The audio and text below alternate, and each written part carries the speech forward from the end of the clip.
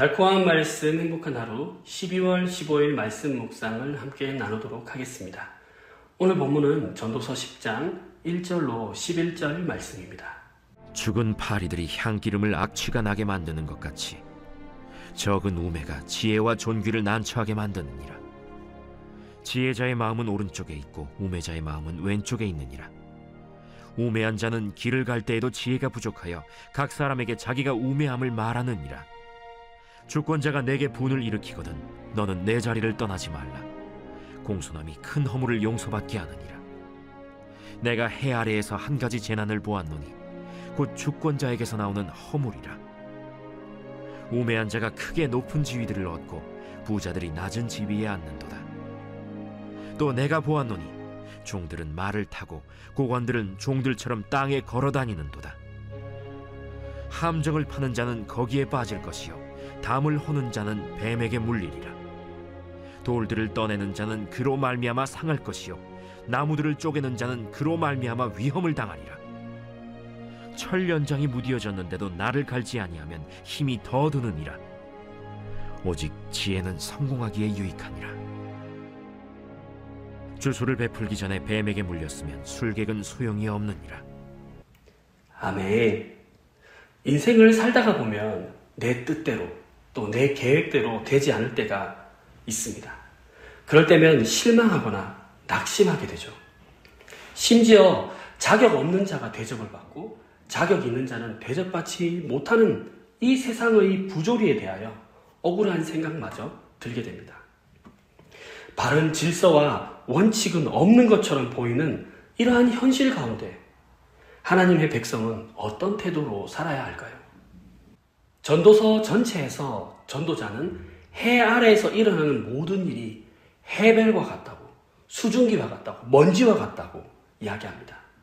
오늘 본문에서도 지혜롭게 산다고 하더라도 한 번의 어리석음이 그동안에 쌓아왔던 모든 공적을 허망하게 무너뜨릴 수도 있다고 합니다. 1절에만 봐서도요, 죽은 파리들이 아름다운 향기가 가득해야 할 향기름통에 악취를 풍기듯이 말입니다. 어떤 인간의 지혜도 어떤 인간의 어리석음도 하나님 앞에서는 잠시 스쳐가는 해벨, 그런 수증기와 같습니다. 4절에서 7절을 보면요, 일관성 없고 어리석은 주권자의 통치를 전도자는 한 가지 재난으로 소개하고 있습니다. 이 어리석은 통치로 말미암아 질서가 깨어지고 혼란이 찾아온 그런 현실들을 말하고 있습니다. 8절에서 11절을 보면 그렇다고 지혜롭게 산다고 하지만 꼭 좋은 결과가 찾아오는 것은 아니라고 합니다. 지혜가 늘 생명과 풍요를 가져다 주지는 않는 것이 현실이라고 말하고 있습니다.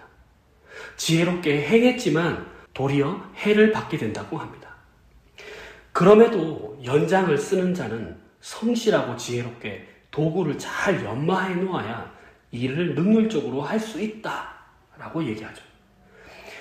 뱀을 다루는 조련사도 지혜롭게 훈련을 해야 뱀에게 물리지 않는다라고 이야기하고 있습니다. 사랑하는 강서 공동체 여러분, 세상에는 모순이 가득하고 지혜가 제 역할을 못할 때도 있습니다. 당장 결과를 볼 수 없고 심지어 이 지혜 때문에 고난을 받을지언정 그래도 삶에서 필요한 것이 지혜라고 생각합니다. 그러나 하나님이 빠진 지혜는 생명을 가져다 줄 수 없는 얄팍한 처세술에 불과합니다. 전도서 전체에서 이야기하는 죽음 앞에서 해벨에 불과한 것입니다. 이런 해벨들을 사용하셔서 하나님께서는 구원의 도구를 삼으십니다. 하나님이 이 해벨에 불과한 인생이 되시고 인간의 몸으로 이 땅에 오셨습니다.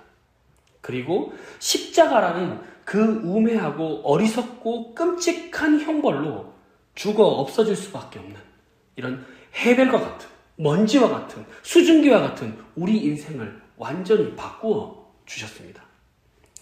창조주 하나님을 떠난 이 일그러진 세상에서 하나님의 목적을 위해 하나님의 자녀를 삼아 주셨습니다. 하나님의 영광을 본 하나님의 자녀들이요, 일그러진 세상이 우리를 통해 하나님의 영광을 보고 하나님께 영광을 돌리게 하십시오. 고린도전서 1장 27절에는 하나님께서는 세상에 미련한 것, 세상에 약한 것을 택하셔서 이 세상에서 지혜 꾀나 하는 것들, 이 세상에서 강함 꾀나 하는 것들을 부끄럽게 하셨습니다.